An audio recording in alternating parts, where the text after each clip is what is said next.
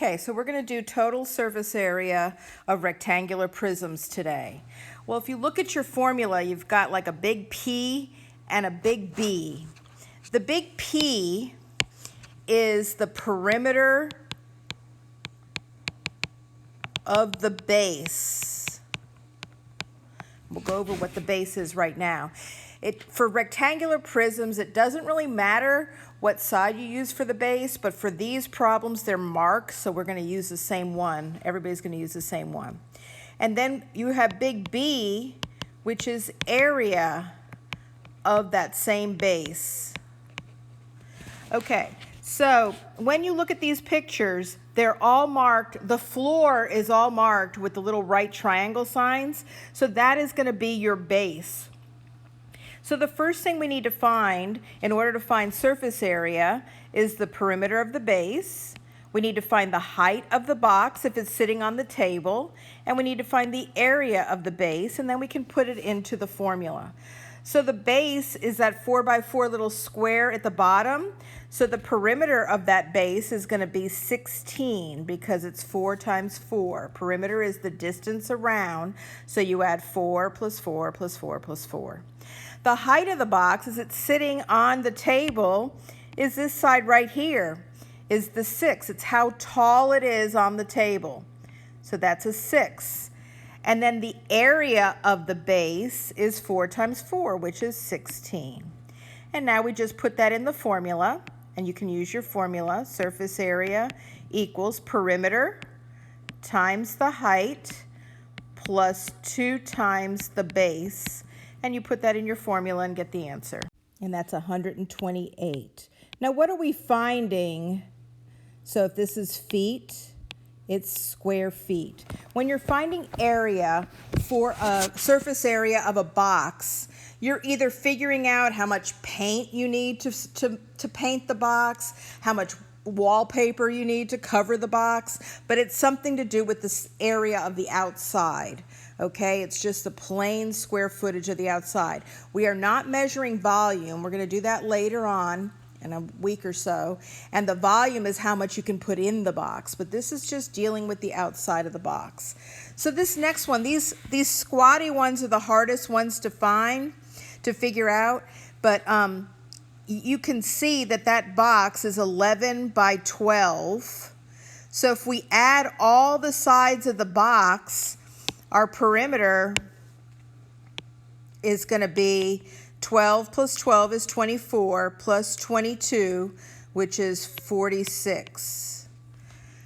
And our height is how high the box is, which would be the 2. See how it goes up 2 from the table? So that's a 2. And the area of the base is 132, I think. Hold on. Is 132. It's 12 times 11. And then we just put that in the formula. Surface area equals perimeter, 46, times the height, plus 2 times the base.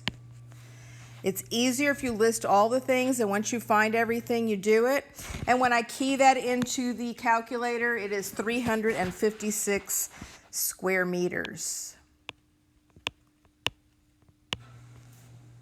Next one's the same. We need the perimeter of the base, we need the height of the box, and we need the area of the base. So the perimeter of the base is where it's sitting on the table, so that would be 38. 9 plus 9 is 18, and 10 plus 10 is 20, and 18 and 20 is 38. And the height of that box would be 7. And the area of the base would be 90 because the base is a rectangle and it's 9 by 10, so it's 90. So now we have surface area equals 38 times 7 plus 2 times 90, which is 446. And since those say miles, that's a big box, that would be square miles. All right, so this next one is easy, but you got to be careful, don't mess up. So base of that is where the little rectangles are that show the right angles. This box is a perfect cube. So the perimeter of the base would be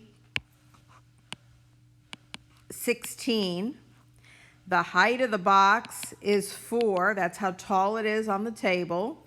And the area of the base is 16.